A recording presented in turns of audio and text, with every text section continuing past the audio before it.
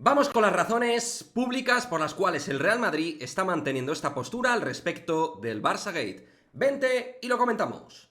¡Arrancamos!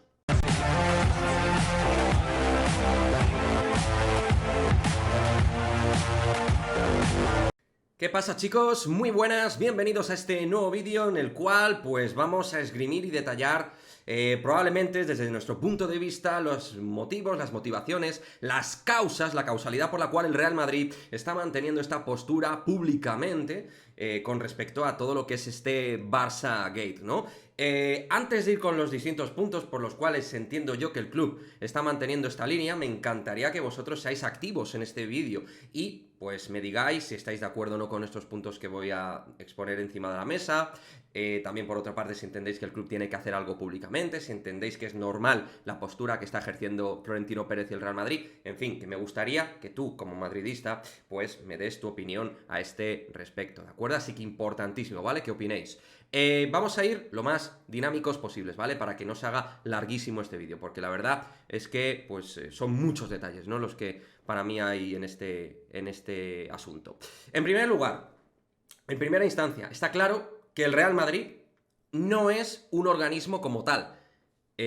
O sea, yo creo que eso es obvio. El Real Madrid no es un organismo que se dedica de puras responsabilidades en este tipo de cuestiones. Deben actuar estamentos como la propia Fiscalía y la Justicia y de forma particular los estamentos del deporte, como yendo de manera piramidal o de manera estructural, pues UEFA, Consejo Superior de Deportes, la Liga y, por supuesto, la Real Federación Española de Fútbol.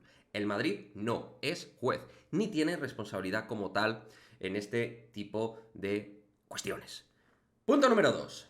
En cuanto a personarse como perjudicado e instigar de alguna manera un movimiento Barça Gate por parte de los clubes, liderar esto y tal, puede ser algo súper bien apoyado por parte del socio madridista y del aficionado del Real Madrid. Pero cabe citar que al final todo el fútbol es el perjudicado. Todo el fútbol, subrayo. Y todos los equipos. Esto va mucho más allá de la rivalidad exclusivamente Real Madrid-Barça. Son todos los clubes españoles perjudicados, cualquier equipo de España. Son, por tanto, los representantes de las competiciones los que deben personarse. Punto número 3. El relato mediático de los medios y los equipos antimadridistas. Esto es algo que quiero analizar y es un punto bastante subjetivo, pero en el cual yo creo que hay bastantes argumentos de peso. Está claro que este relato sigue campando a sus anchas y lo ha hecho desde hace décadas. Y por desgracia, hasta que no haya una sentencia firme, porque estamos en ese proceso todavía, hasta que no haya una sentencia en firme, el club entiende que debe esperar seguramente los acontecimientos. Al final, lo que ya se sabe es que hay facturas de por medio mediante las cuales Enríquez Negreira ha cobrado dinero del Barça. Pero todavía todo esto está ahora en la Fiscalía y se está estudiando a nivel judicial. Todo esto tiene un procedimiento, un protocolo de actuación. Cualquier movimiento público sonoro del presidente del Real Madrid puede ir acompañado de una clara respuesta incendiaria de otros clubes en contra del Real Madrid, que respiran antimadridismo por los cuatro costados. Esto no es descubrir la pólvora, es bastante evidente. Y subrayando ya, además, las malas relaciones del Real Madrid, por ejemplo, con el presidente de la Liga. De hecho, en este sentido, pues a nivel de relatos, etcétera, por una parte, ya nos hemos encontrado desde Cataluña y Barcelona un artículo lanzando M puntos suspensivos en contra del Real Madrid al respecto de Mejía Dávila y su mujer en torno al fútbol femenino.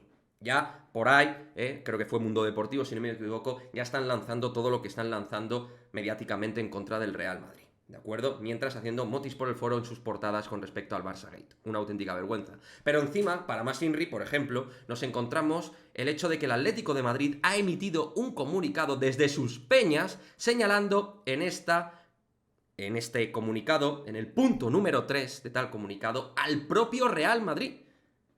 Aquí lo tenéis. Al propio Real Madrid en el comunicado de las peñas del Atlético de Madrid. Lo cual es un ataque de nuevo a la línea de flotación del Real Madrid. Un ataque directísimo al propio Real Madrid. Y si antes no hubo una respuesta contundente y severa, no lo será ahora cuando vaya a verla.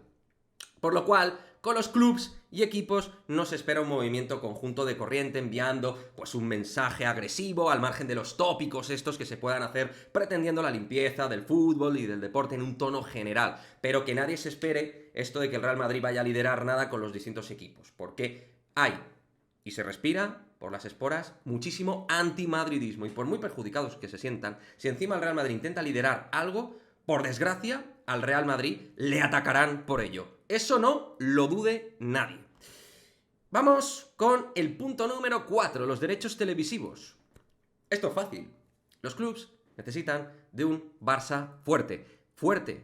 Y es vital para estos a día de hoy, y con todo esto en juego, el Madrid no quiere pelear con los equipos de la Liga. Si se devalúa más la Liga con el Barça de por medio, el poder adquisitivo, visto desde el punto de vista valor, Liga y derechos televisivos, pierde mucho más. Y la mayoría de ellos, no hace falta que expliquemos en qué situación económico-financiera están, que están en la más absoluta ruina. Además, con el despipendio, con el acuerdo malísimo de CVC de por medio, o sea, ahora mismo la situación de los clubes es tétrica a nivel económico. Por lo tanto, estos, hasta que no haya una sentencia en firme, no van a hacer nada en absoluto porque se están jugando también los derechos de televisión. ¿De acuerdo? Más, el Real Madrid, y esto es muy importante, chicos, yo lo veo así. Yo creo que el propio Real Madrid como club entiende que ya hizo siempre lo que pudo. El Madrid siempre ha sido crítico con los árbitros, mostrado a nivel público de manera notoria y, por ejemplo, desde la propia televisión del club, desde Real Madrid Televisión, desde su propio altavoz, con el Villarato también, por ejemplo, de por medio, y las actuaciones y saldos arbitrales en distintas temporadas, con labores de vídeo, estadísticas de jugadas claramente que han perjudicado al Real Madrid en las distintas temporadas. Entonces, seguramente entienden que desde su propio altavoz, pues han enviado los mensajes pertinentes, seguramente también incluyendo el caso Vinicius. O sea que el Real Madrid en ese aspecto comprende que ya ha hecho todo lo posible dentro de sus propias posibilidades con este tipo de, pues, vídeos, informaciones, etcétera, desde el propio club, que al final es el altavoz oficial del Real Madrid. Y luego, y esto no se puede obviar, y me diréis, Quique, ¿cómo puede ser que todavía esto no lo hayan mencionado? Pues tranquilos, que allá va. Hay que hablar de un punto fundamental, que es la Superliga. Por desgracia, al menos, para mí, uno de nuestros aliados de cara al proyecto de la Superliga es el FC Barcelona. Y las relaciones para este punto entre los clubes son muy importantes.